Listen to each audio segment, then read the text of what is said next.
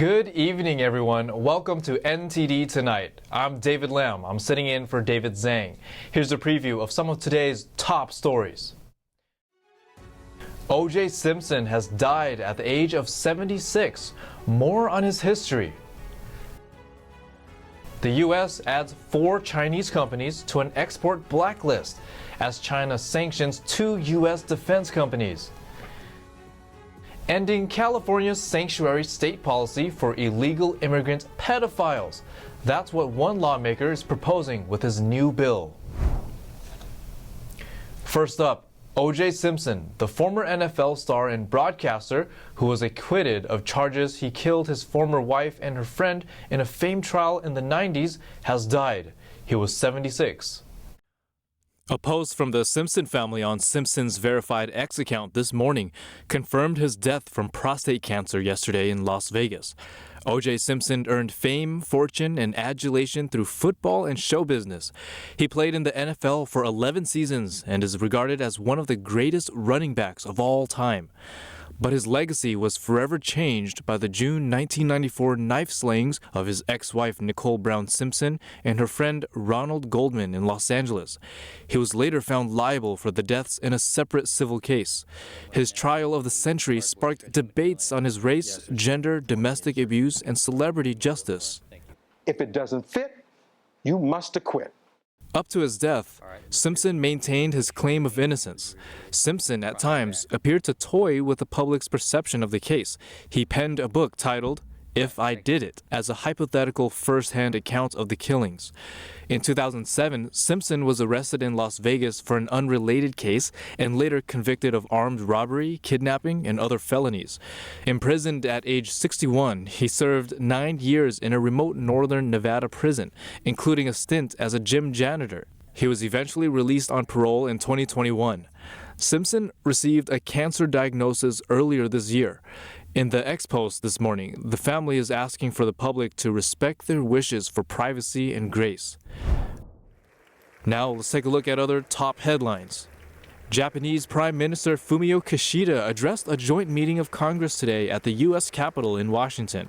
He urged Americans not to doubt the country's indispensable role in world affairs and said Tokyo was undertaking historic military upgrades to support its ally.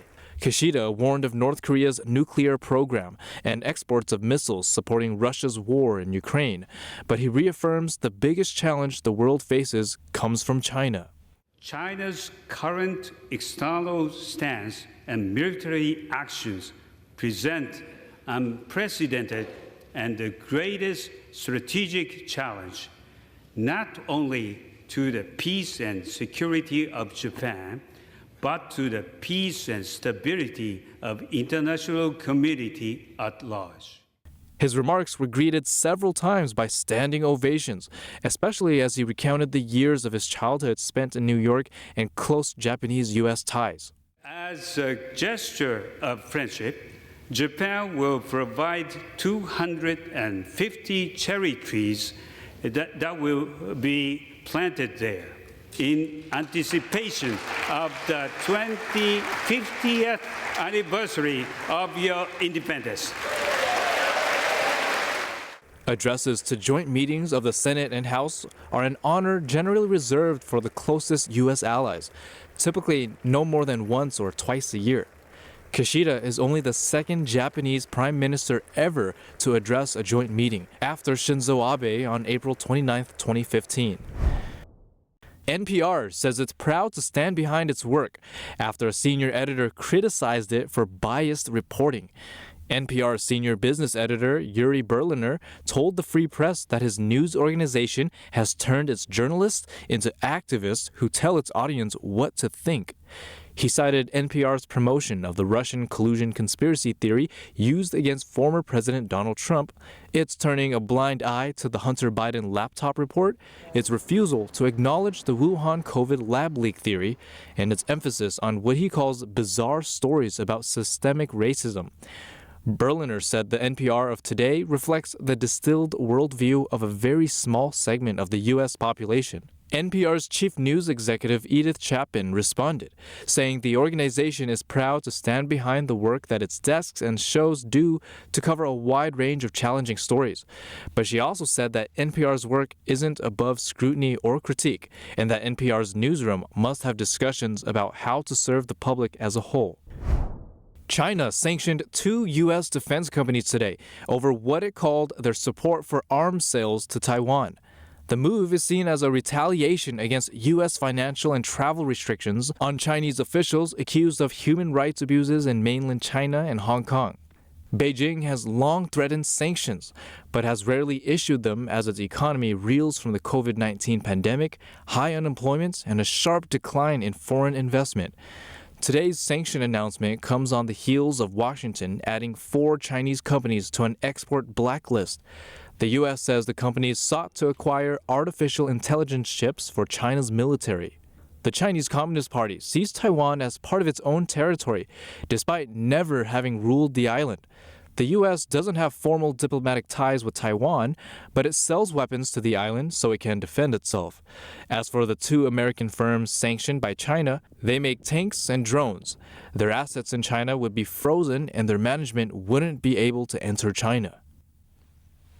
A lawmaker in California said he's introducing a bill to end sanctuary state for illegal immigrant pedophiles. This comes after ICE recently arrested an illegal immigrant convicted of child sex crimes who fled from California to Massachusetts. Assemblymember Bill Asalee announced on Wednesday he is introducing legislation to end California's sanctuary state for illegal immigrant pedophiles. AB 2641 will require law enforcement to comply with federal immigration authorities in cases involving illegals convicted of child sex crimes.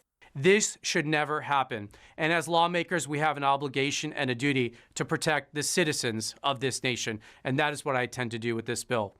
This comes after Immigration and Customs Enforcement, or ICE, arrested a Colombian national convicted of sex crimes against a California minor. The 23-year-old was detained on April 2nd in Boston. In a statement, Boston ICE officials said he victimized a child in California before moving to Massachusetts. We simply cannot allow him to reoffend and abuse a child here. San Bernardino County could not honor ICE's request for an advance notification of release and released him from California state custody on an unknown date.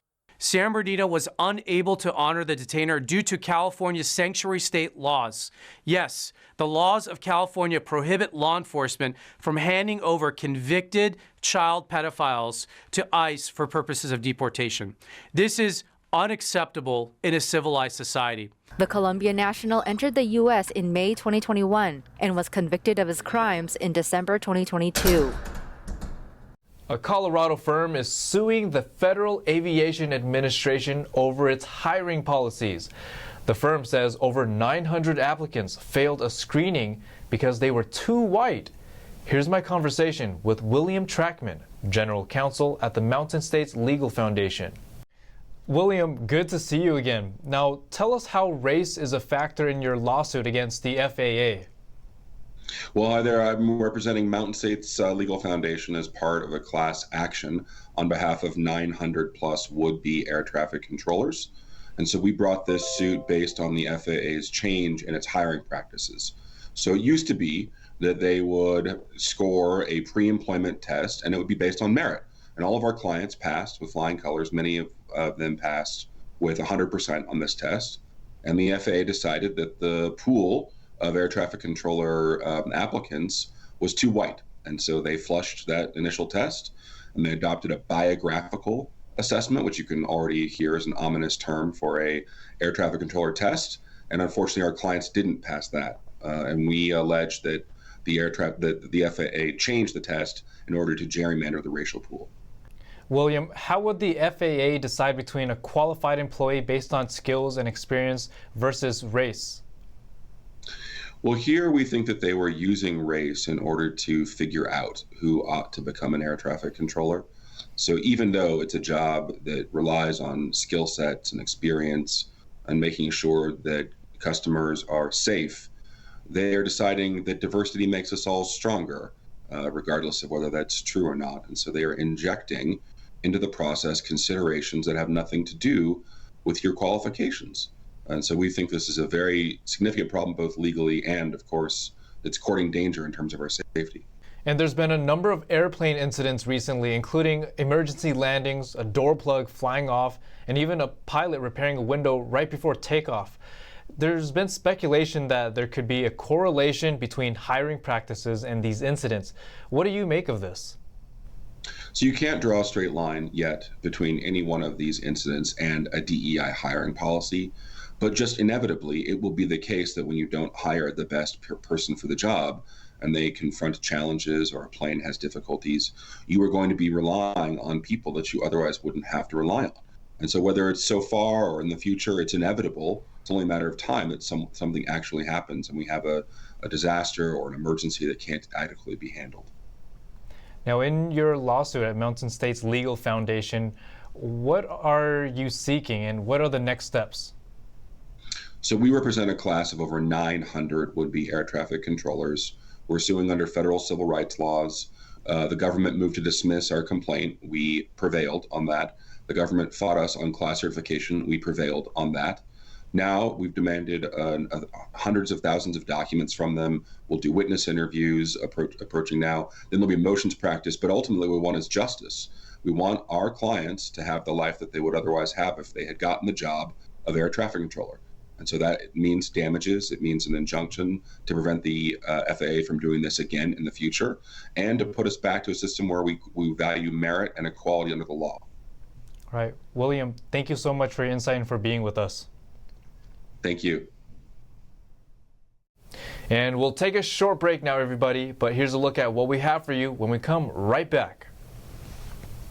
Investigators crack down on hundreds of thousands of dollars worth of stolen Lego sets across Southern California. The triple murder trial begins for an Idaho man charged for killing his children and ex-spouse. A deadly storm system sweeps across the U.S., leaving a trail of devastation. We'll take a closer look at the impacts. Those stories and more coming up on NTD Tonight.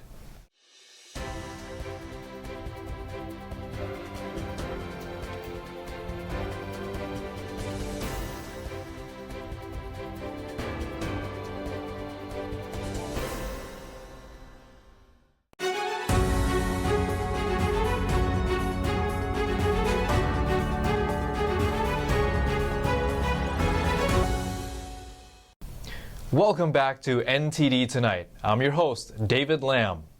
Brick by brick, a specialized task force in LA and Orange counties seized hundreds of thousands of dollars worth of stolen Lego sets. And that happened in a series of raids this week. NTD's Christina Corona has more on the story. The California Highway Patrol's Organized Retail Crime Task Force served the search warrants on Tuesday at 4 places connected to an illegal fencing operation and arrested 4 people. Investigators found an estimated $300,000 worth of Lego sets stolen from retailers like Target, Home Depot, and Lowe's. Images show numerous Lego boxes lining the walls of the buildings and were stacked up to the ceilings. These sets were then sold by fences to individuals and stores, falsely presented as legitimately acquired. The suspects have been booked for organized retail theft, grand theft, and conspiracy to commit a crime. A fence is someone who buys stolen goods and sells them as if they were legally obtained, often at businesses, swap meets, or online. Investigators think 2 suspects stole items from stores and sold them to local fences. Christina Corona, NTD News. The triple murder trial begins for an Idaho man who was charged for killing his ex-spouse and children of his new wife. The prosecutors said he built alternate reality to gain sex and money. According to a prosecutor on Wednesday morning, an Idaho man charged with 3 murders faces an unusual doomsday-focused case. He allegedly crafted an alternate reality so that he could fulfill his desire for sex, money, and power. 55-year-old Chad Daybell is facing charges of first-degree murder, insurance fraud, and conspiracy to commit murder and grand theft in connection with the deaths of 2 children. Last year, their mother, Valo Daybell, received a life sentence without parole for the killings. Prosecutors say the couple justified the 3 killings by creating a detailed and apocalyptic belief system, part of an elaborate scheme to eliminate any obstacles to their relationship and to obtain money from survivor benefits and life insurance. Daybell's attorney argued that his client lived a normal faith-based life before he met Lori Valo Daybell, who he said showered with attention. Daybell's attorney also said he would present several experts in DNA, forensics, and pathology who would testify that it's impossible to determine what caused the children's deaths and that none of Chad Daybell's DNA was found with the children's bodies. In fall 2019, prosecutors say he tried to fraudulently collect on his late wife's life insurance policy, and Valo Daybell continued to collect both children's Social Security benefits after they died. Chad Daybell has pleaded not guilty to the charges, and the trial is expected to take more than 2 months. Prosecutors said they will seek the death penalty if Daybell is convicted. A judge has issued a gag order in the case, barring attorneys from talking to the media until the trial is over. A truck driver allegedly intentionally drove his truck into a Tennessee Kroger on Thursday night. Luckily, there were no injuries.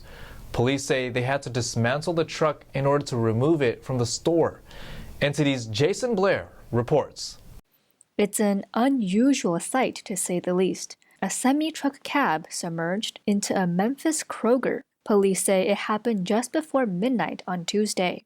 45-year-old Clarence Carter allegedly intentionally drove the truck into the front of the store. It was closed at the time, and no injuries were reported. Police say Carter allegedly went into the store and created a disturbance right before the incident. Police are still investigating. The Kroger was back open for business on Wednesday. Carter was charged with vandalism, resisting arrest, and 2 counts of aggravated assault. A lucky woman was able to catch a home run worth $100,000, but she was asked to give up the ball.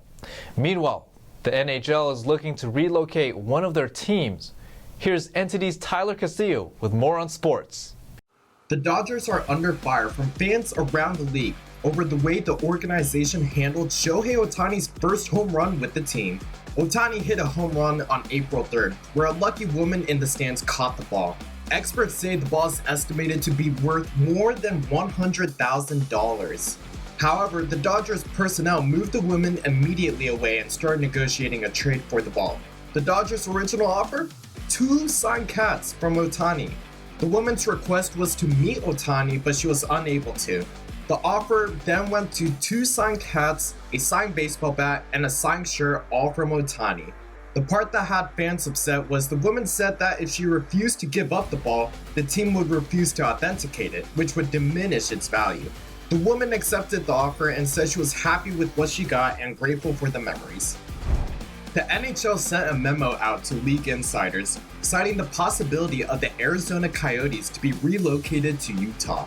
This came after the team lost their home arena and ended up playing their last season at Muller Arena, which has a capacity of 5,000 seats, and it's a college rink.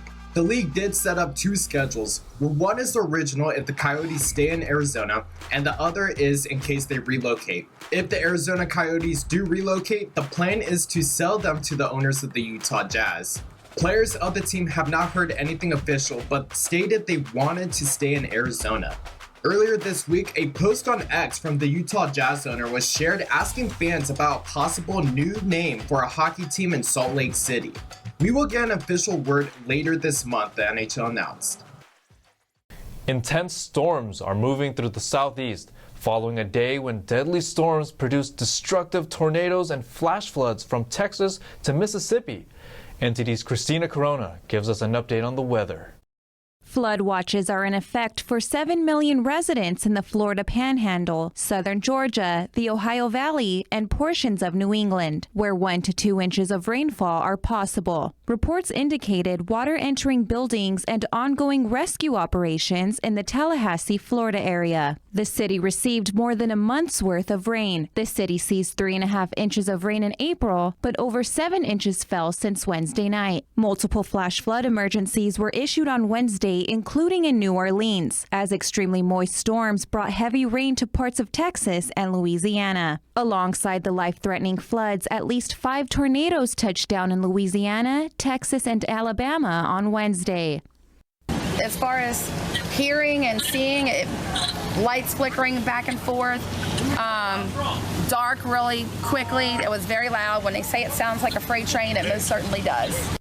These storms led to extensive power outages and inflicted damage on homes and businesses throughout the areas of the Gulf Coast.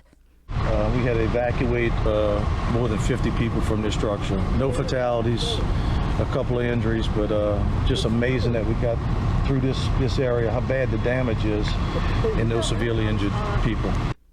One person has been reported dead in central Mississippi's Scott County. Our personnel are very, very, very busy, and we're trying to make it to everybody. Please be patient with us. We're coming.